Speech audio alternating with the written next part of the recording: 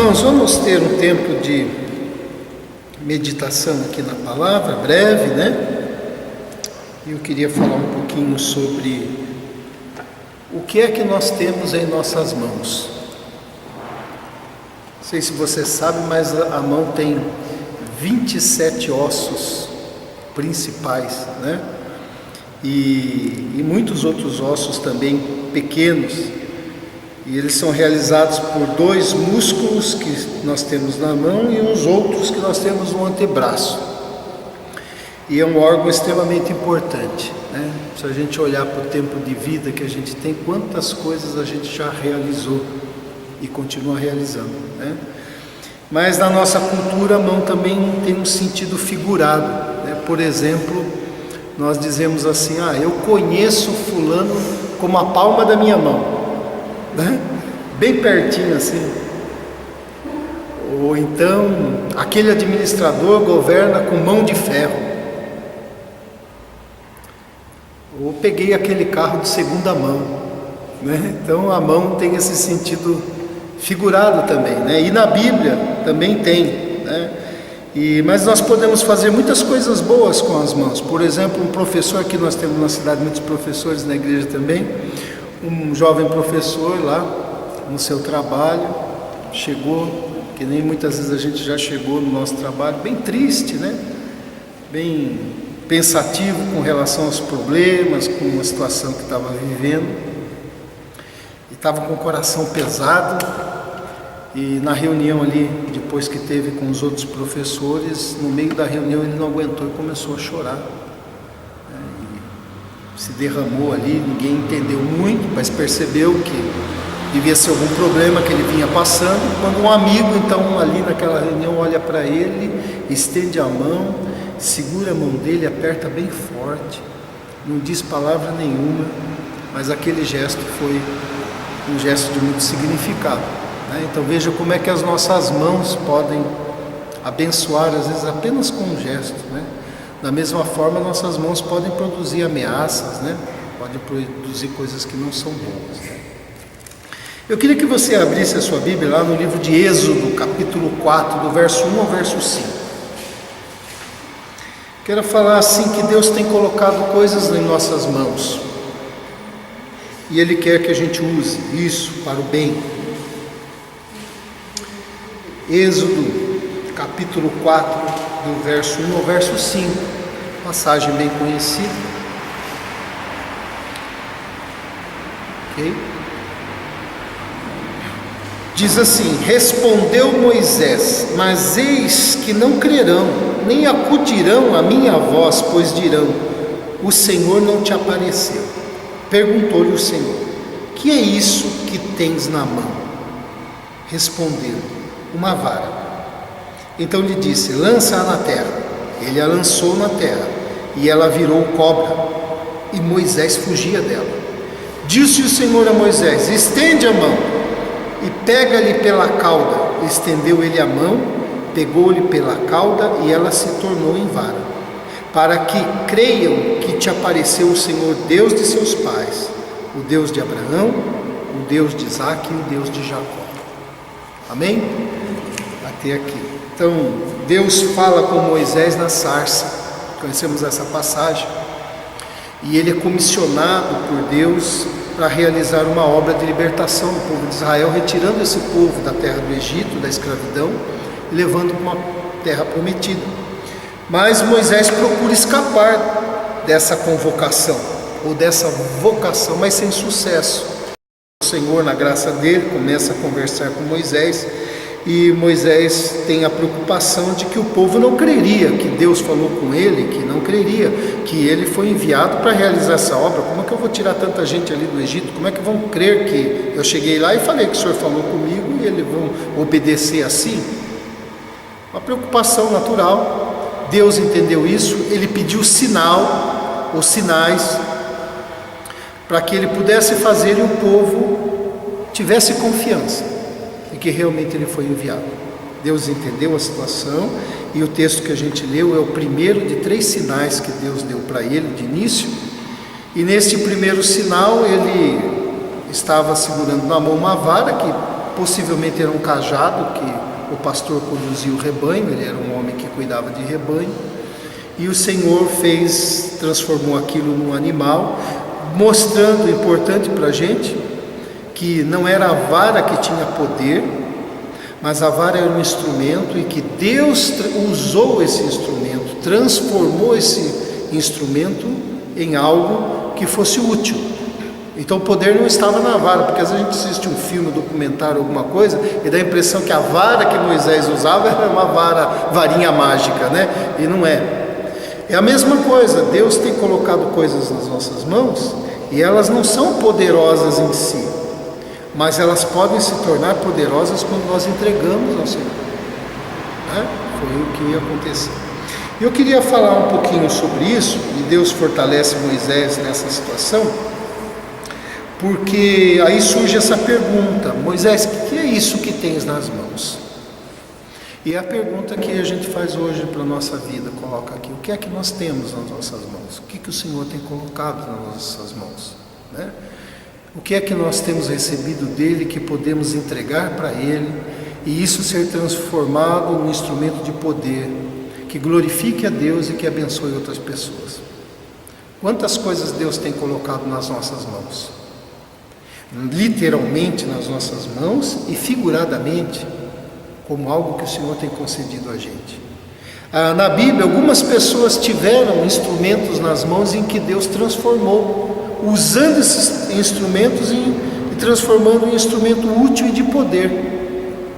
Você vê aqui, por exemplo, Moisés com a vara, né, o cajado. Mas você lembra muito bem que Davi tinha uma funda, né? E entregue em confiança ao Senhor, aquilo foi um instrumento de vitória naquela batalha com o gigante, né? Você tem, por exemplo, uma mulher que só tinha um punhado de farinha e um pouquinho de azeite, né? Na vasilha e na botija. E o Senhor, nem a vasilha nem a botija tinha poder, mas o que o Senhor agiu através desse instrumento para ensinar algo ao profeta, a ela, e sustentar no período de fome. Você tem, por exemplo, no deserto com Jesus, um menino que trazia quantos pães e quantos peixes? Quanto? 5 pães? 2 peixes, não é isso? Nem o pão nem o peixe tinha poder, mas o poder era de Deus, era de Jesus, que usou esse instrumento para alimentar a multidão e para ensinar muita coisa a elas e também aos discípulos com isso. Você tem também ali no Evangelho algo que Jesus está sentado no local observando, e uma viúva pobre chega com apenas 2 moedinhas. Não é isso? A moeda não tinha poder nenhum, mas entregue ao Senhor. Jesus disse assim: está vendo essa mulher? Ela deu mais do que todos juntos. Esse era o sentido do ensino ali de Jesus com relação a ela. Você tem Atos também. Vamos ver se você sabe que instrumento de poder, um instrumento que não tinha poder, mas que Deus realizou com poder. Quem lembra qual era o instrumento de Dorcas? Uma agulha. Ela costurava, né? E ali ficou o exemplo de generosidade, de bondade, a ponto de que quando ela faleceu, as mulheres, as pessoas correram e foram pedir que acudissem e pudessem realizar um milagre. Não foi assim? Então veja, a gente aprende o seguinte, né? Que nós sempre temos nas nossas mãos algo que o Senhor nos deu e que nós podemos entregar para Ele, e isso que Ele tem nos dado pode se transformar num instrumento de poder. Você tem um testemunho na sua mão. Você tem na sua mão um momento de oração. Que instrumento, né, de poder Deus pode transformar nisso aqui. Você tem, por exemplo, muitas vezes um folheto. Quantas pessoas por meio de um folheto conheceram o Evangelho? Ou tiveram através do folheto o seu coração aberto para ouvir mais ainda, ou através do folheto tiveram aguçadas dentro dela a curiosidade de ler a Bíblia, de comprar uma Bíblia, de saber mais a respeito de Deus. Um folheto que às vezes alguém entregou e essa pessoa que entregou nunca veio saber que aquela pessoa que pegou o folheto dele se converteu. mas o instrumento nas mãos de Deus, né? A disposição para a gente fazer uma visita para alguém. Que instrumento, né? Chega no momento exato, no momento acertado por Deus, né? Nós temos a nossa saúde, nós temos o nosso tempo, nós temos a nossa força física, nós temos nossa capacidade, nós temos a habilidade, nós temos quantas coisas Deus tem colocado nas nossas mãos, né? Então, a pergunta é, hoje, o que Deus tem colocado na sua mão?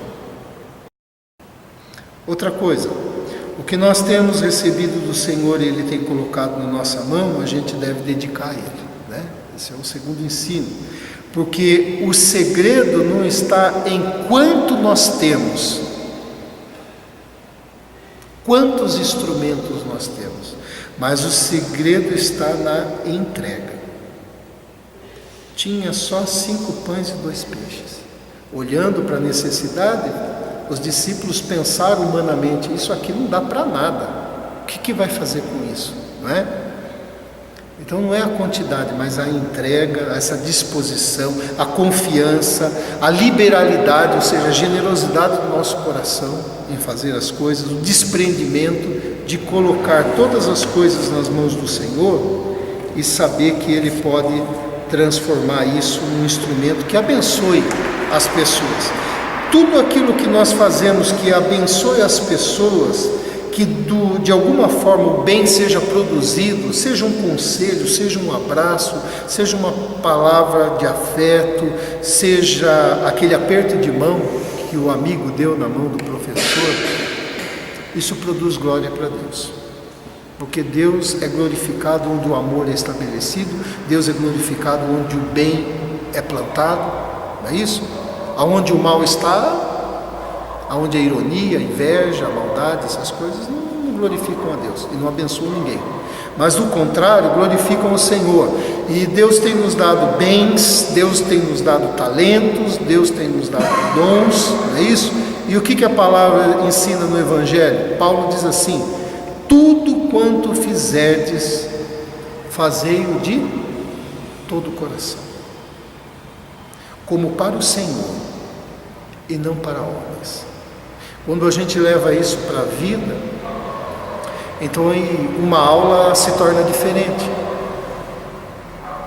né? Um trabalho de motorista se torna diferente.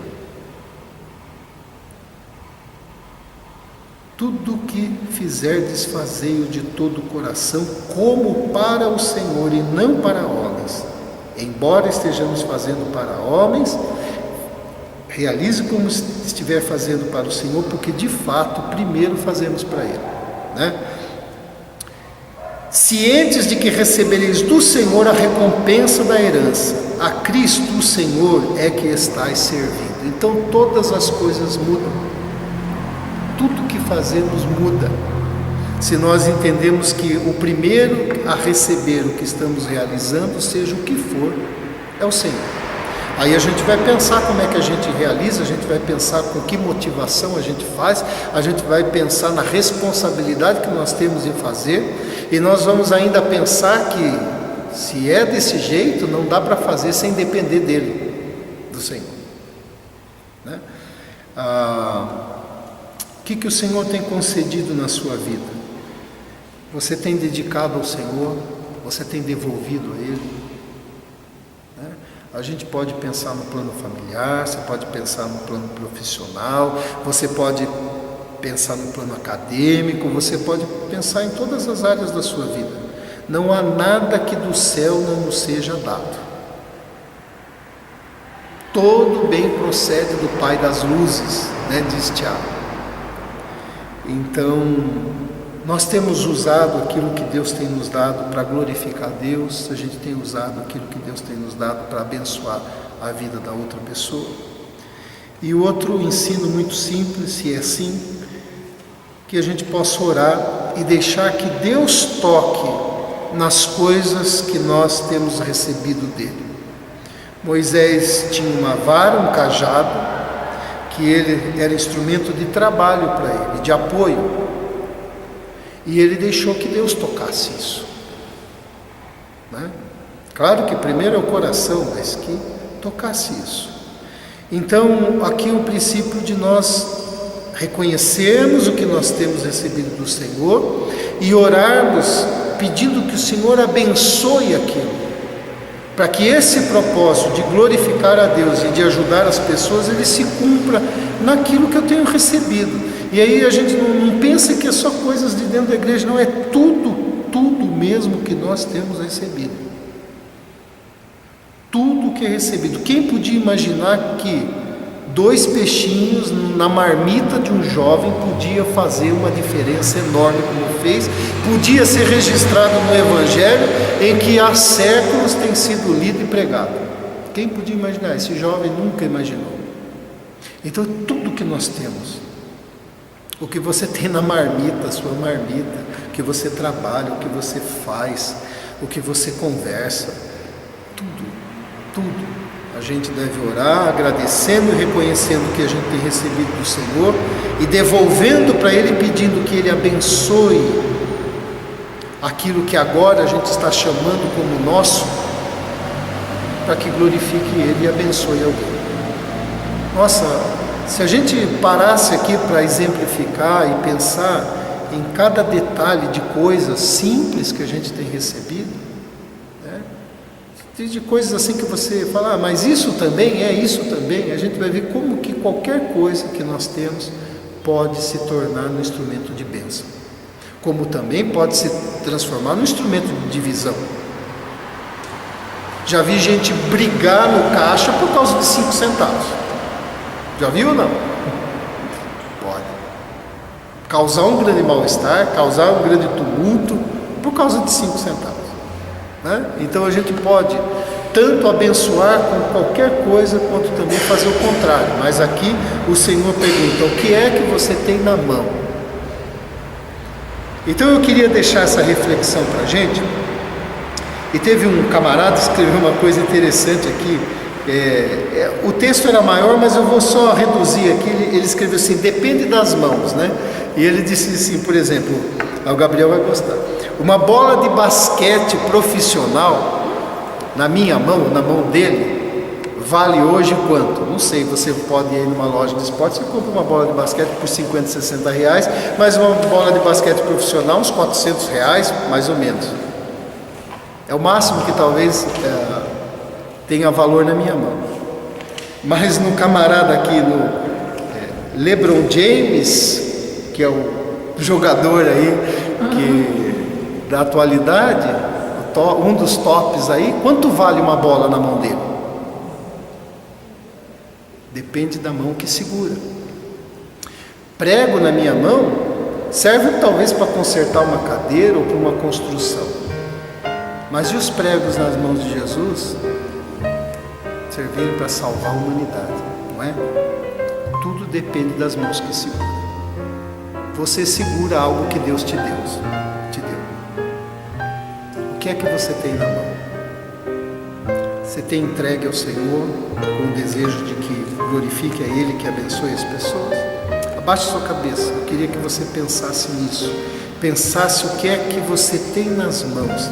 E agora você fizesse essa oração, entregando para Deus, agradecendo, rogando que Ele abençoe e que aquilo que tem nas suas mãos glorifique Ele e seja bênção na vida do teu próximo. Traga na sua mente o que você tem tido do Senhor. Traga na sua mão aquilo que você tem recebido do Senhor. Traga agora no seu coração. Pai querido, nós te louvamos pela tua palavra. Porque quando o Senhor perguntou para Moisés o que ele tinha nas mãos, essa pergunta foi para o coração dele. E ele prontamente ofereceu ao Senhor, e o Senhor transformou aquilo num instrumento útil. Senhor, nós temos recebido muitas coisas das mãos do Senhor, e nós te agradecemos, porque tudo é fruto da tua graça, do teu favor, da bondade do Senhor na nossa direção. Agora, hoje, nós devolvemos isso a ti: família, filhos, bens, habilidades, capacidades, oportunidades, todas as riquezas da tua paciência conosco, da tua misericórdia conosco. Nós te agradecemos e oferecemos a ti pedindo, abençoe tudo isso, Deus, na nossa mente, no nosso coração, nas nossas mãos, para que isso produza glória para o Senhor e para que isso se transforme num bem com as pessoas que vivem à nossa volta. Deus, quem sabe amanhã o Senhor vai colocar no nosso caminho alguém em que a gente vai poder usar um instrumento para abençoar e glorificar o teu nome. Nós agradecemos e pedimos que a compreensão disso esteja sempre presente na nossa mente e no nosso coração. Muito obrigado por todo o benefício que o Senhor tem dado, por tantas riquezas que o Senhor tem nos concedido. Em nome de Jesus. Amém. Amém? Deus abençoe.